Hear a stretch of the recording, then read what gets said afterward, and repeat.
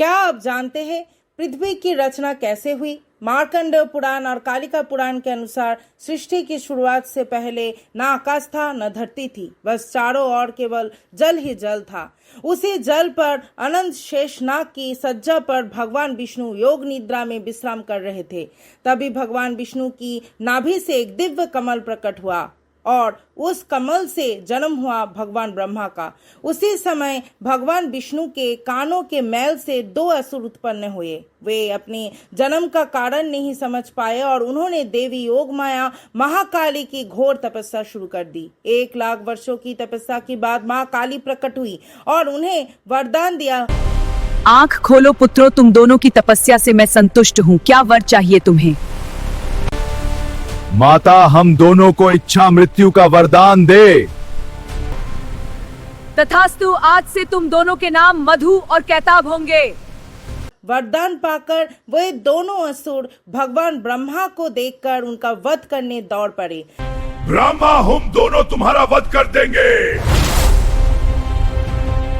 भयभीत होकर ब्रह्मा ने रात्रि सूक्त का पाठ शुरू किया। तब त्वं स्वाहा त्वं स्वधा त्वं हि वशक्कारः स्वरात्मिका सुधा त्वमाक्षरे नित्ये त्रिधा मात्रमिकस्थिता।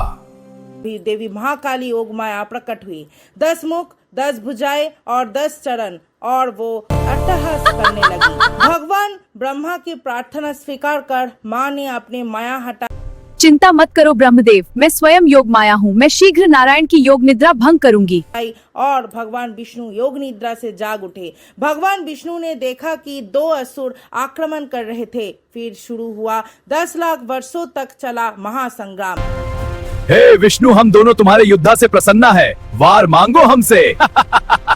मुझे यह वर दो कि तुम दोनों का अंत मेरे ही हाथ हो। हे विष्णु, हम दोनों का वध तो तुम करोगे, लेकिन हम दोनों का एक शर्त है। हम दोनों का मृत्यु कोई जल और आकाश में नहीं हो सकता। तथास्तु।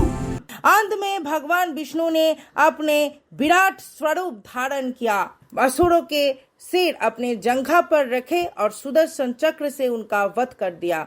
असुरों का शरीर जल में गिरा। उनके मेद यानी कि चर्बी से पृथ्वी का रचना हुई। इसी कारण धरती को कहा गया मेदिनी। इसी भूमि पर भगवान ने हयग्रीव अवतार लिया और चारों वेद भगवान ब्रह्मा को प्रदान किया सृष्टि की रचना के लिए। जय श्री हरि, जय मां काली।